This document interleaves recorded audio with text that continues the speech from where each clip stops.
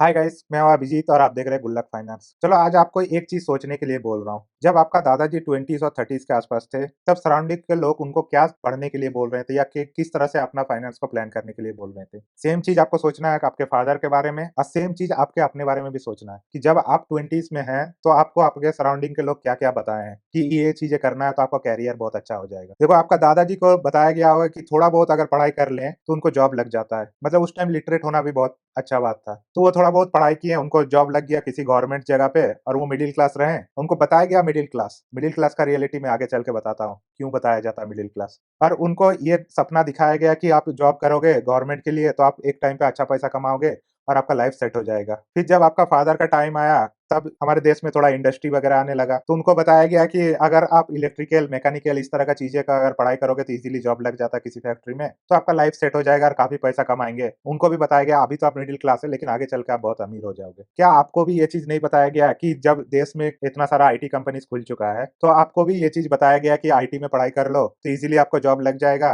और आईटी में बहुत पैकेज मिलेगा। और रियलिटी अभी है कि आईटी में फायरिंग पे फायरिंग हो जा रहा। तो आप अगर ये पैटर्न को ऑब्जर्व करोगे तो आपको एक चीज समझ में आएगा कि हमेशा जो ये हाई क्लास होता है ना, उनको लेबर बनाने के लिए जो स्किल का जरूरत पड़ता है आपको हमेशा वही चीज पढ़ाया जाता है जो एक हाईली क्वालिफाइड लेबर होने के लिए जो चीज जरूरत है। तो आपको लगता है कि जब आपका तीनों जनरेशन इस तरह से चलने के बाद भी आप लोग अमीर नहीं हो पाए, तो आप जिस तरह से चल रहे हैं इससे हो पाएंगे? दूसरा बात है कि आप सबको ये मिडिल क्लास क्यों बताया जाता है कि आप मिडिल क्लास हो और सपने दिखाया जाता है कि आप एक ये करते रहोगे तो आप अमीर बन जाओगे। लेकिन जनरेशन बीत गया लेकिन अमीर नहीं बने, लेकिन मिडिल क्लास ही रह गए। इसका मुझे लगता है सबसे मेन रीजन है कि अगर आपको गरीब बता दिया जाए तब जो इनकम करोगे आप उसको ज्यादा खर्च नहीं करोगे, ज्यादा ज्यादा उसको सेविंग करोगे। लेकिन वही चीज अगर आपको अमीर बोल भी नहीं सकता क्योंकि अमीर एक अलग लग्जरी लाइफ जी रहा, तो अमीर तो आपको बोला जा नहीं सकता। गरीब आपको बता दिया तो आप खर्चा नहीं करोगे जो इकोनॉमी के लिए अच्छा नहीं है। तो इससे अच्छा आपको मिडिल क्लास बता दिया जाता है ताकि आप अपना लाइफ भी एंजॉय करो, खर्चा भी करते रहो, इकोनॉमी अच्छा से चलता रहे, एक अच्छा एम्प्लॉय भी बनो और लाइफ इसी तरह आपका चलता रहे।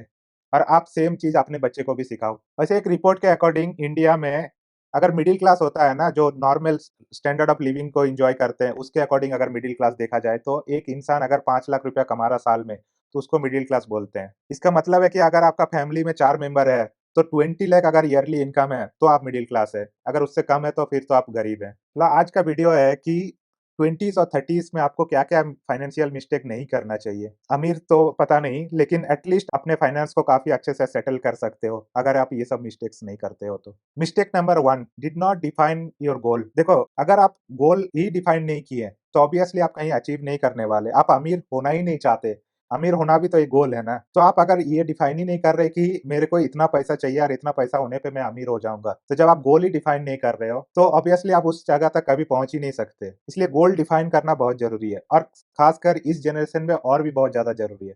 क्योंकि आपका जब ग्रैंडफादर का टाइम था तब सरकार पूरा उनका जॉब के बाद पेंशन वगैरह सब कुछ देता था, मेडिकल फैसिलिटी सब कुछ। जब आपके फादर का टाइम आया वो डिपेंड हो गया अपने बच्चे पे ज्यादातर, या उनके लिए भी बहुत कोई पेंशन वगैरह स्कीम वगैरह रखा हुआ है। लेकिन आपके टाइम पे ऐसा कुछ नहीं है।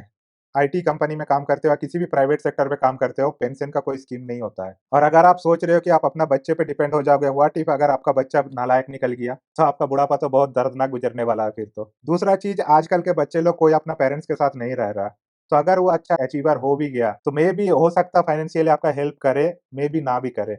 तो आपको अपना फाइनेंशियल चीजें आपको खुद सेटल करना पड़ेगा। तो सबसे पहला गोल है रिटायरमेंट। फिर अगर आप घर लेना चाहते हो, कार लेना चाहते हो, जो भी आपका लाइफ का गोल है उसको प्रॉपरली डिफाइन कीजिए और उसको देखिए कि कितना टाइम बचा हुआ है उसको अचीव करने के लिए। Mistake number 2, not started investing in early stage. आप अगर जो पैसा आप अचीव करोगे 10 साल में, 10 साल जो फर्स्ट 10 ईयर आपने अगर इन्वेस्ट किए हैं और सपोज आपने 10 साल में 1 करोड़ रुपए अचीव किए, तो पता नेक्स्ट 5 ईयर में आप कितना अचीव करोगे? अगले 5 साल में वो 1 करोड़ का 2 करोड़ हो जाएगा और अगले नेक्स्ट 5 साल में वो 2 करोड़ का 4 करोड़ होगा। तो पहला 10 साल आपने 1 करोड़ कमाए लेकिन उसका नेक्स्ट 10 साल में उस 1 करोड़ को आपने 4 करोड़ बना दिए। इसलिए जितना अर्ली स्टेज पे आप स्टार्ट करोगे उतना ज्यादा हैवी अमाउंट तक आप पहुंच सकते हो और जितना इसको आप डिले करते जाओगे उतना आपका लॉस होते चला जाएगा। Mistake number 3, ignoring budgeting. आप अगर अपने आसपास सराउंडिंग में ऑब्जर्व करोगे, बहुत सारे फैमिलीज होते हैं। जो फैमिलीज अपना बजटिंग करते हैं ना, उसका फाइनेंशियल हेल्थ काफी अच्छा होता है कंपेयर टू जिनको पता ही नहीं है कि जो पैसा आ रहा कहाँ जा रहा। ऐसे बहुत सारे लोग आजकल आपको दिखेंगे यंग जनरेशन पे जो 20s 30s में है, भले ही वो लाख 1.5 लाख का सैलरी उठा रहे हैं लेकिन उनको पता नहीं पैसा कहाँ जा रहा। इसीलिए आपको प्रॉपर बजटिंग करना बहुत जरूरी है।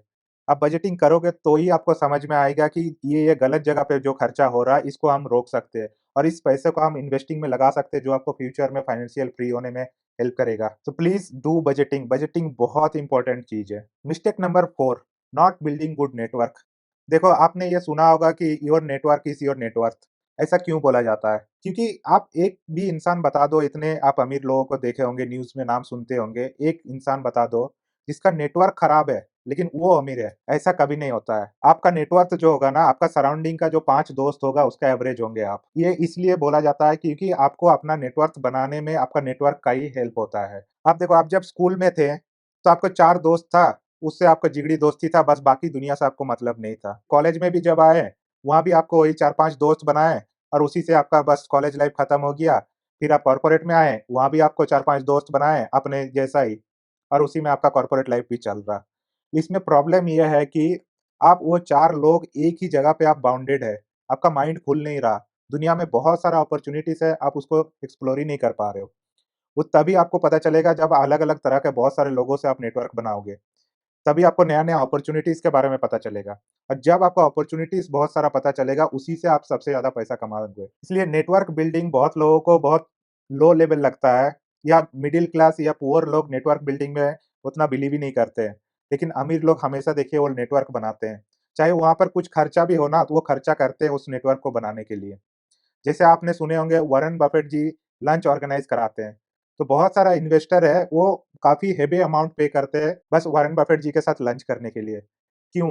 क्योंकि वो एक लंच का जो 2-3 घंटा टाइम होगा ना, उसमें वॉरेन बफेट जी से वो इतना कुछ सीख सकते हैं कि उसमें उनका पूरा इन्वेस्टिंग का स्टाइल बदल सकता है। जिससे वो आगे चल के अभी तक इन्वेस्टिंग में जितना कमा रहे थे, मेबी आगे चल के उसका डबल ट्रिपल कमा सकें। तो वो नेटवर्क बनाने के लिए वो चीज़ वो पे करते हैं। लेकिन ये मिडिल क्लास और पुअर फैमिली इस चीज़ को इम्पोर्टेंस नहीं देते, उनको लगता है ये वेस्ट ऑफ मनी है। तो प्लीज़ बिल्ड गुड नेटवर्क, ये आपको बहुत हेल्प करेगा आपका नेटवर्क को इंक्रीज़ करने के लिए। Mistake number 5, following hard mentality इन इन्वेस्टमेंट। हार्ड मेंटालिटी का मतलब आप अपने सराउंडिंग में जो देख रहे हो ना, जो सुन रहे हो, बस आप उतना ही फॉलो करते हो। आप ज़्यादा कुछ एक्सप्लोर करने का कोशिश नहीं करते हो। देखो, आपका दादाजी का जब टाइम था ना, सबने बताया कि लैंड खरीदना, ज़मीन में इन्वेस्ट करना बहुत अच्छा होता है। तो आपका दादाजी ने ज़मीन खरीदे। फिर आपका पापा का टाइम आया, उस टाइम बताया गया कि एफडी करना सबसे अच्छा होता है, एफडी में पैसा सेफ है और ठीक-ठाक इंटरेस्ट मिल जाता है, तो एफडी बेस्ट है। तो आपका फादर ने भर-भर के एफडी किए।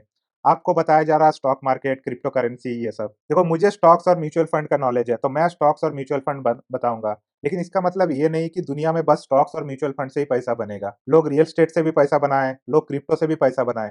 लेकिन ये कब बनाएँ, ये चीज़ आप देखो। आज से 20 ईयर पहले जो अमीर लोग आज के डेट में अमीर है, वो 20 साल पहले स्टॉक्स में इन्वेस्ट कर रहे थे, तो आज वो अमीर बने। इसी तरह जो 40-50 साल पहले लैंड पे इन्वेस्ट किए हैं, वो आज जाके अमीर हैं। तो उसी तरह आज भी आपको बहुत सारी चीज़ें एक्सप्लोर करना पड़ेगा। सिर्फ़ जो सुन रहे हैं उसी पे बिलीव करके उसी पे इन्वेस्ट मत कीजिए। मेबी आज के डेट में ऐसा बहुत सारा एसेट क्लास होगा, जैसे क्रिप्टो आज से 20-30 ईयर पहले इसका कोई नामो-निशानी नहीं था। लेकिन वो जब निकला क्रिप्टो करेंसी बिटकॉइन जब निकला, तब हार्डली 1% लोगों को भी नहीं पता था। लेकिन उस टाइम जो लोगों ने इन्वेस्ट किया, उन लोगों ने बहुत ज़्यादा पैसा बनाया। पिछले 1-2 साल में देखो, अगर जिसने भी इन्वेस्ट किया उसने बहुत ज़्यादा पैसा नहीं कमाया। तो स्टार्टिंग में जब आप इन्वेस्ट करते हो तभी आप बहुत ज़्यादा पैसा कमाते हो। सेम चीज़ आज भी बहुत सारा ऐसा एसेट क्लास होगा जिसका अभी स्टार्टिंग हो रहा होगा। स्टार्टिंग में आकर वो सब एसेट क्लास को अगर आप आइडेंटिफाई कर पाते हो और छोटा-सा अमाउंट भी अगर आप लगा देते हो ना, तो आप बहुत ज़्यादा पैसा बनाओगे लंबे टाइम पे। लेकिन ये आपको एक्सप्लोर करना पड़ेगा। ये कोई आके आपको यूट्यूब वगैरह पे ये बताएगा नहीं। मैं ये नहीं कह रहा हूँ कि आप रियल एस्टेट में आप पैसा नहीं बना सकते या स्टॉक मार्केट में या म्यूचुअल फंड में पैसा नहीं बना सकते। इस पे भी बनेगा पैसा, लेकिन आपको और भी चीज़ें एक्सप्लोर करना चाहिए। और मेरा ये मानना है कि जो अमीर होता है ना, वो एक मिडिल क्लास से हमेशा 10 कदम आगे रहता है। बस जो भी है वहाँ पर अपॉर्च्युनिटी उनको थोड़ा भी दिखता है ना, उसको बहुत तेज़ी से वो एक्सप्लोर करते हैं और अगर उनको वो चीज़ अच्छा लगता है तो इमीडिएटली वो एक्शन लेते हैं। लेकिन वही आप मिडिल क्लास या पुअर को देखोगे ना, ये वेट करेंगे कि ये एसेट क्लास ऑलरेडी जब प्रूव करके दिखाएँगे मार्केट में कि हाँ,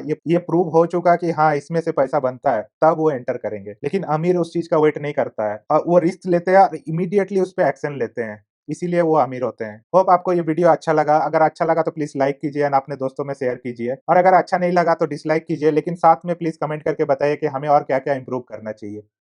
थैंक यू।